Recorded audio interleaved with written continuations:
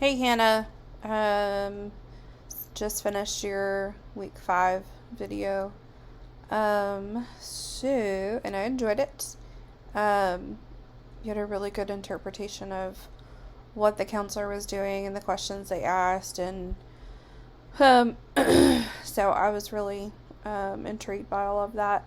Um, and I like how you were very honest on that last question or the last couple where um what is it? It's like, what do you see as a challenge for you to guide a student rather than tell them what to do?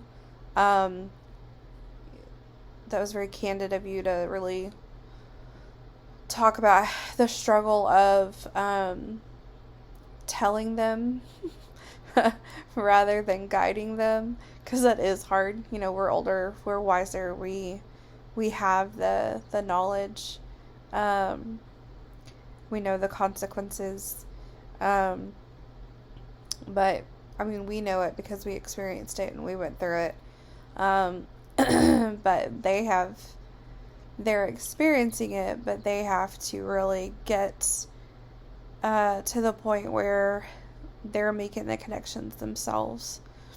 And so it is really hard to not just tell them what they need to do. And I think that it relates a lot to teaching them how to think critically, and kind of abstractly, and making connections between things. Educationally, I don't know about y'all, but we are having a major difficulty at the middle school level, at all levels really, of getting kids to make connections between things that seem very unrelated, or digging deeper and finding those connections and making realizations about things.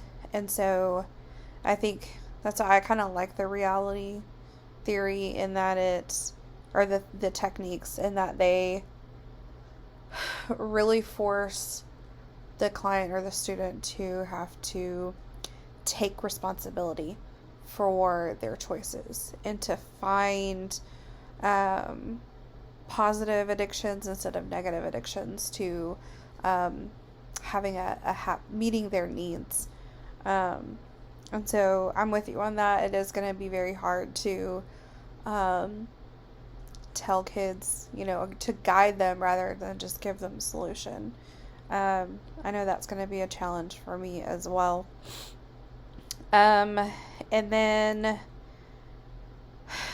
so on that last question about the students and the faculty, look at some through the A&M library on the online search. Find some reality therapy essays. I found one where a counselor early in her career used some reality therapy techniques with students and staff, and how it really, and she even used it started with herself to make sure she was in the right place for this, and then she moved in with teachers and students, and she saw a really big impact on just the positive environment, the healthier choices, and just everybody's overall treatment of each other was a lot better. Everybody was less stressed about things. And so I think it would be a really good approach in many ways, especially with staff, and definitely with kids, but especially staff. So I would try looking at those things. I think at my district it would be, or at my campus, even at some of the elementaries too. We have 3 elementaries. Well, technically, wait, 1, 2. Technically 3 elementaries and an intermediate school right now. But there, it's all about to be reconfigured in the next few years. But anyways, so just, I know at the intermediate campus, they've been doing a lot of the 5 dysfunctions of a team to work better as a team. And I think this reality therapy would actually kind of go hand in hand with that at the staff level. And so, and then also I hear that, not really a mantra, but that saying of, you know, you're, oh God, what is it? Um, you're responsible for the choices that you make. I hear that all the time on campus, or when kids try to blame someone else for their behavior. They're, we, all of us go over, no, like, no one can make you do anything. It's your choice.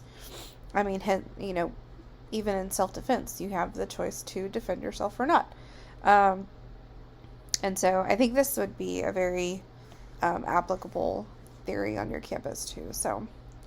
Um, so to wrap up, lovely video, and see you later.